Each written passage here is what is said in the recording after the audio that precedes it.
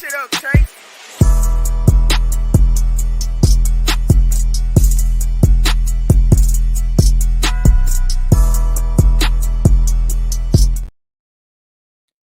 All right, welcome back. We are getting adjusted here for the new NFL season. I do appreciate you joining us. Let me get some music going on here. Gotta have a nice little background music. Okay, so the Kansas City Chiefs Week 1 performance was about as horrible as my intro just right now. It was very embarrassing. It was a letdown. What I took from the game is that they obviously lost. If you don't know, I'm sure all of y'all do know by now. They did lose in embarrassing fashion to the Detroit Lions on the home opener at Arrowhead Stadium in Kansas City on Thursday night. Now, normally, it's always nice to have immediate reaction, and I am in favor of doing immediate reaction shows. In fact, we're going to be doing that.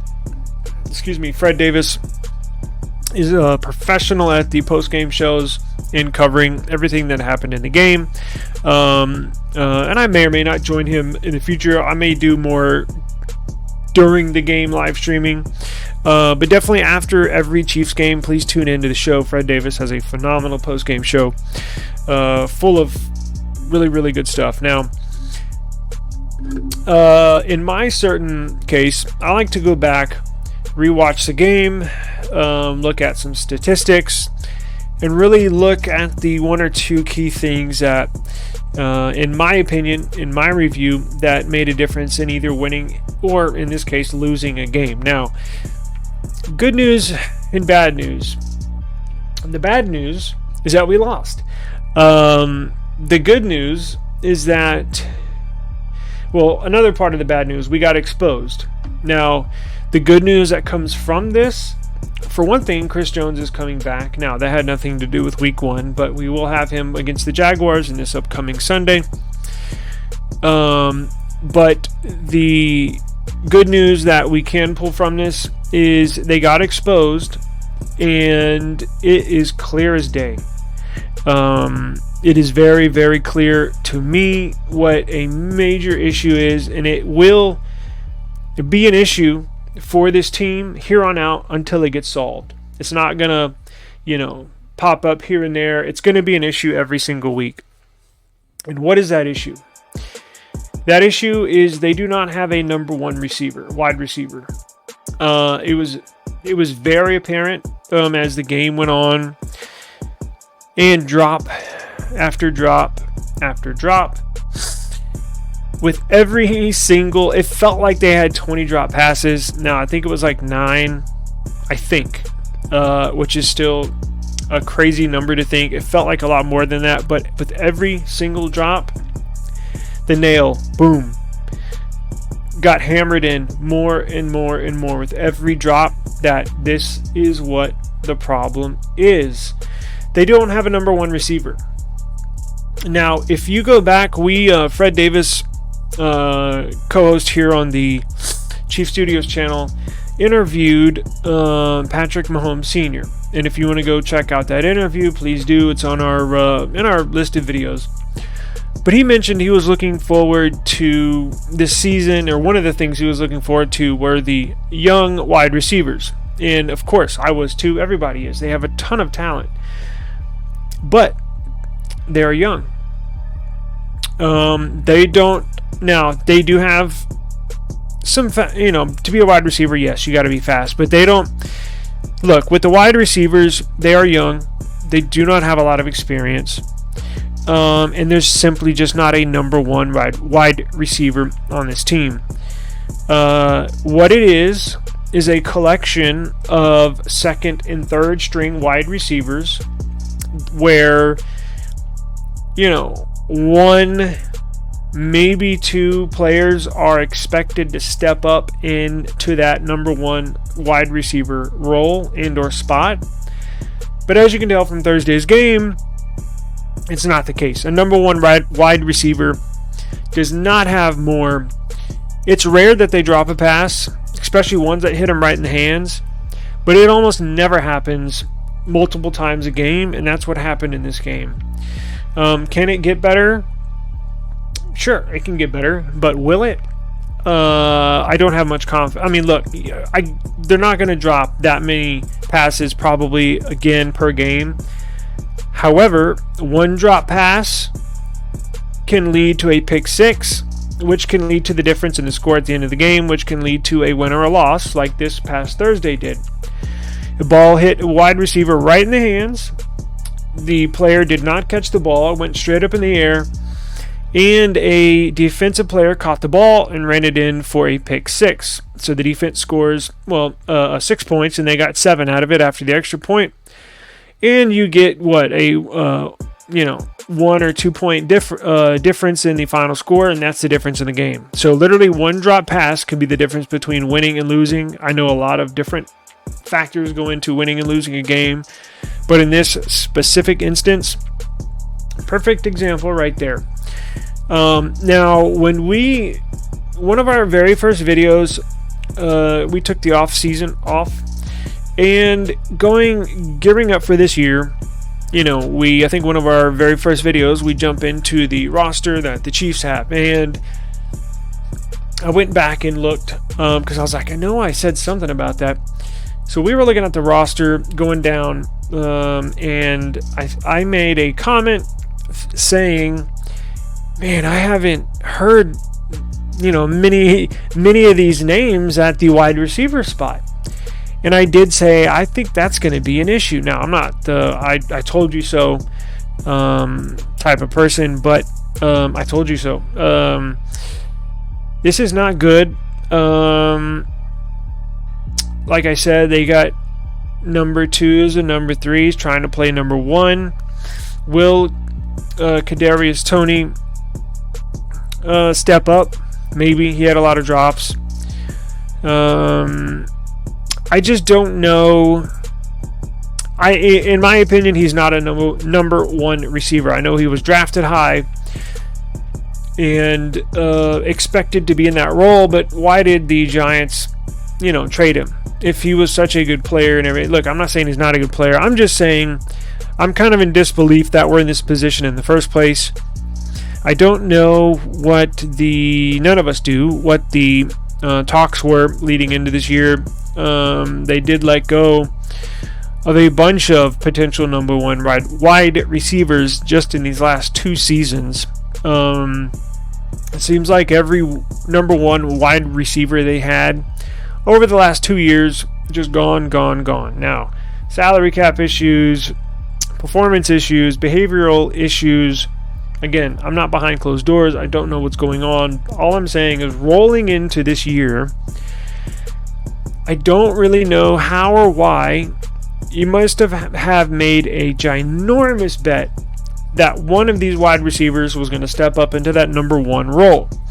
In my opinion, there's not even a possession receiver. Now, there might be, but I'm just saying, just in my brain going down the list, I don't see any of these wide receivers that are a possession receiver, where you throw them the ball. Look, they may not break a tackle, or they may not catch the ball, turn around and sprint 30 yards for a touchdown like Tyreek Hill does. A possession receiver will catch the ball. Like when you're at a 3rd and 8, you can throw to him 9 yards, get the first down, and he'll catch the ball. Basically, he's money catching the ball. However, he'll still get tackled, right? So I don't even really see a solid possession receiver. Number 1 receiver, of course, first thing that comes to mind is Andre Johnson. Now, I know there's not a lot of Andre Johnsons in the NFL, but even Odell Beckham before, in his early days in New York, I mean, you can just go through the league and almost every single team has a number 1 wide receiver. Dez Bryant back in the day when he was young.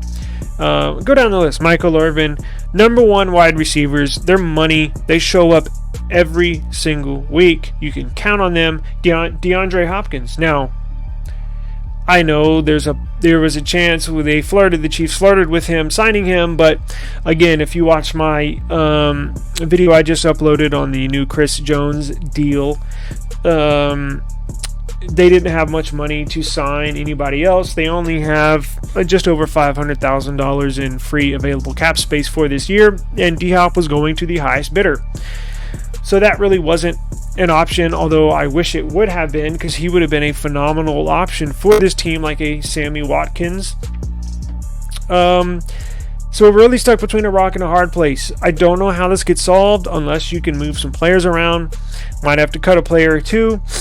Might have to have every single Tuesday bring in wide receivers and have them practice for the team.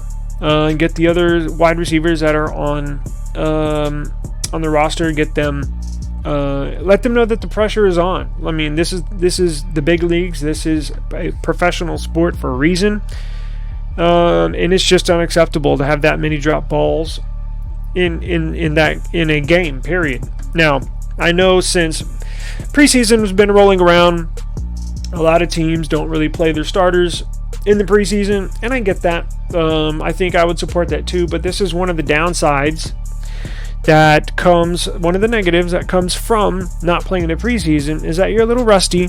I saw LaShawn McCoy on the Colin Cowherd show today say just that thing, that he loved not having to play in the preseason because of risk of injury. However, that week 1, even going into week 2, he was rusty, catching the balls, getting hit, players trying to strip the ball out of your possession. He said practice is just not like the game day experience. So I'm not giving them a pass because that is unacceptable with that many drop balls, but I'm going to go rolling into week 2 with let's hope they fixed it. Let's see what happens. However, they can catch, let's just say they even catch half of the drop balls that they dropped. Was it 8 or 9, right? Let's just say they caught 4 or 5 of those. It's still not acceptable. You could tell. Now, the timing was off too with Mahomes and his wide receivers. Some of the balls were not money. They were not where the wide receiver needed them to be. Now, was that throwing the ball a little off, or was that the wide receiver not running just the right route? Probably a combination of both of the two. But I wanted to get into another issue that I had. Now let me pull this up. Give me just 1 second here. Let's go to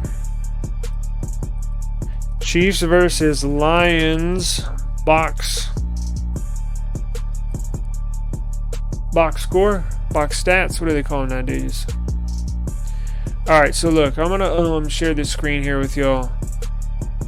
This, like I said, I'll watch the game, I'll watch the replay again, I'll look at the box scores, and this is one of the things that I was thinking of during the game, but then looking at the box score, it jumped off the page as an issue, and then, like I said, I was thinking during the game, man, this is not good.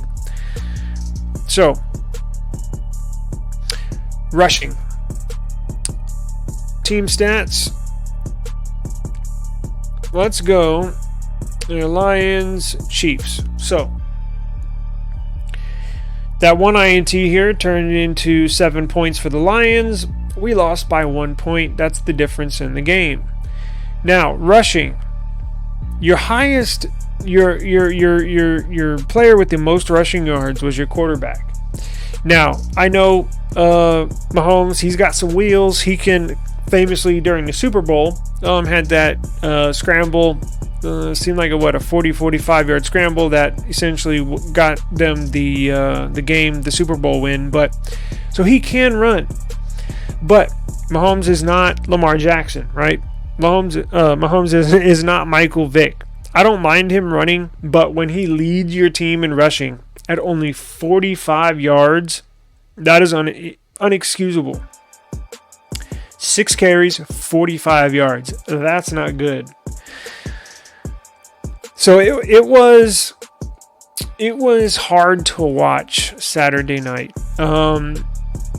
Now, offensive line, I may go back this week and look at the offensive line. I have not given them a grade yet. I would say, across the board, special teams maybe got a decent grade, but Mahomes got a decent grade, but position players, not good. Wide receiving core, F. Running backs, backfield, I give it D. I'm going to go back and watch some more film, check out the defense, but I was mainly focused on what the hell is going on with the offense. Look at this, wide receiving. 48 yards, your highest receiver. 45 yards, your highest rusher. So, good thing is that you do have the best player in the world in Mahomes. You do have the widely regarded as 1 or 1A best coach in the league in Andy Reid. And I think they can game plan going into a winning game plan going into the Jacksonville game. So, not pretty, and I'm very, very interested to see how we perform in week number 2. Again, wide receivers, keep your eye on the timing of the wide receivers in the quarterback position as far as passing, route running. We need to keep an eye on the offensive line as far as rushing. What I want to know is it the why so few rushing yards going into in week 1, but I want to keep an eye on it going into week 2, specifically offensive line blocking. I want to see what the running backs look like. Is it performance-wise? I just don't know. So, game 1 left us with a ton of questions, more questions than answers, unfortunately. And look. It's not a disastrous year, right? It's just week 1, but they got exposed in week 1. But the good thing about that is that you can try to improve upon that, because this is going to be an issue, I believe, in every single loss. I still think we're making the playoffs. I still think we have a good chance to go to the Super Bowl. However, I don't know if you can win a Super Bowl with no number 1 receiver. Now, I'm not saying if they don't go out and sign number 1 or trade for a number 1 wide receiver, they're not going to win the Super Bowl. I'm not saying anything. I'm just looking at week 1 right now going into week 2. I still think they're going to make the playoffs. Going into a championship year, I don't know. Anything can happen. I'm just looking week 1 going into week 2. So we'll pass the bridge when we get there. But I do appreciate y'all joining us today. Some of my frustrations, just wanted to get out and let y'all know I was watching a bunch of Chiefs channels post game. Now, I'm not calling anybody out. That's not what we do here. I do respect all the other YouTube channels, and there's actually some very, very good fan funded and fan run YouTube channels. Very entertaining. But all the Chiefs post-game Chiefs stuff, now ours is great. Fred, he's a professional, and I suggest you watch his show. Fred blows away all the other shows, and I'm not just saying that because he's on our channel. He's a professional. Like, this is what he does for a living. So I would definitely watch him, our post-game show. If I were you, I would definitely watch it. But I did, snoop around a little bit and see what else is going on out there. There were a ton of Chiefs channels that seemed like they were making excuses. It kind of rubbed me the wrong way for the receiving corps. Oh, it's week 1. They haven't had much practice time. And, oh, we didn't have Chris Jones. We could have stopped them on a couple of plays. And there was a number of excuses, but they were not hammering out the fact that we don't have a number 1 wide receiver on this roster. And it really bugs me that nobody else is picking this up. Now, Fred and I have obviously talked about this, but all the other channels, it's clear as day to me. So, whatever. I do appreciate y'all joining us, and stay tuned to the channel. Ton of cool stuff on the way. A lot more streaming on the way. A lot more Chiefs news on the way. And we will jump into this. I'm going to go watch some more film. and watch the replay a couple more times. So thank you for joining us. Chief Studios, for Fred Davis, my name's Taylor Bell, and we will see y'all next time. Peace out.